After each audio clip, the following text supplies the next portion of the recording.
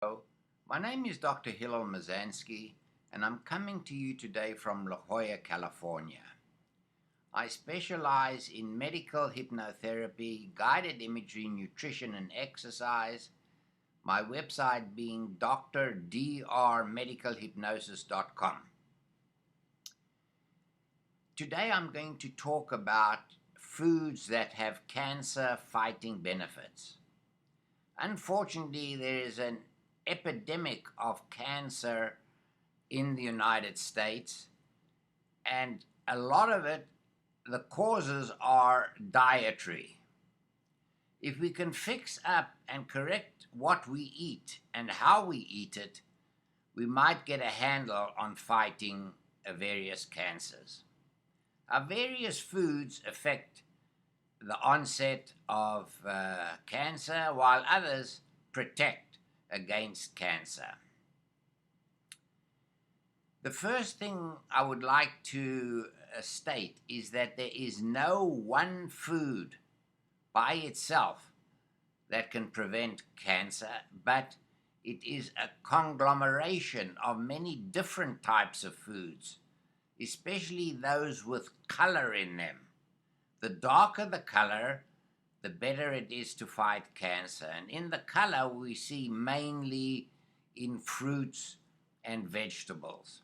So when you go to the supermarket, make sure you buy the darker color versus the lighter color. Thirdly,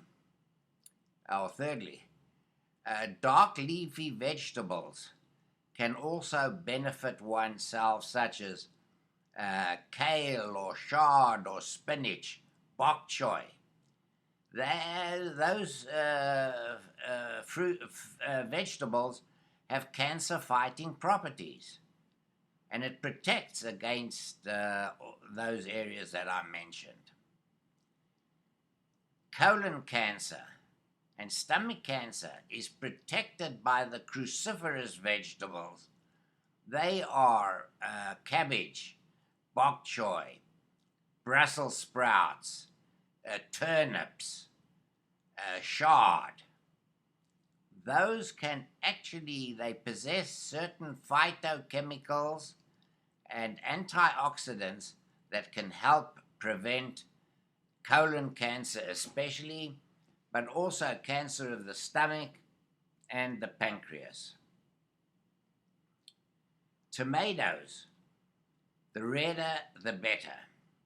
Scientists believe it is the lycopene in the tomato which gives us this red color, which helps fight cancer of the prostate and the lung and skin. The next is grapes. The darker the grapes, the better. In other words, purple grapes are better than dark red grapes. It is the resveratrol which is present in the grapes and grape juice and red wine that has anti-cancer fighting benefits, polyphenols mainly, and phytooxidants. Alcohol has a two-edged sword. Inasmuch as drinking too much alcohol, it can cause cancer of the mouth, the larynx, the lung, and the cervix. So we'd rather not have too much wine. It's always been said that men should have 2 glasses of red wine a day and women 1 glass. The American Cancer Society thinks this is still too much and can cause cancer. But it's a two-edged sword, because drinking red wine has been linked to longevity and has been linked to a lower incidence of cardiovascular disease.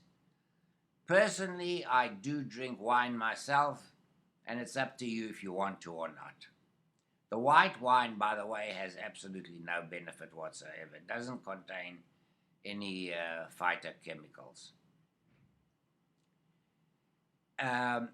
It is also important to note that eating the foods slowly is far better than just gulping it down.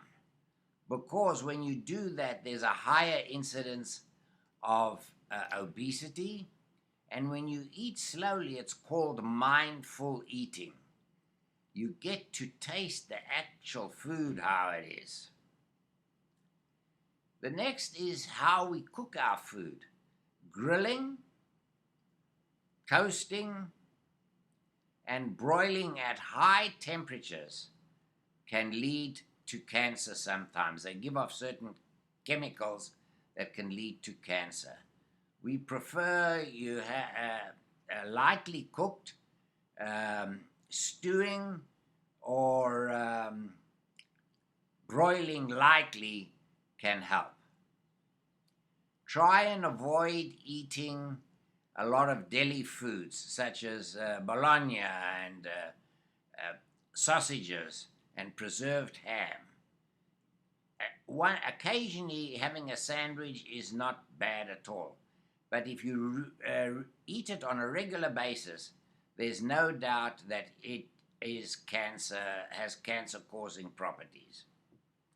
Another thing I'd like to bring to the table at this point is, if you cook your food, especially if you're doing barbecue, and it gets that black coloring, do not eat that black coloring. It is cancer-producing. There's many cancer-producing agents.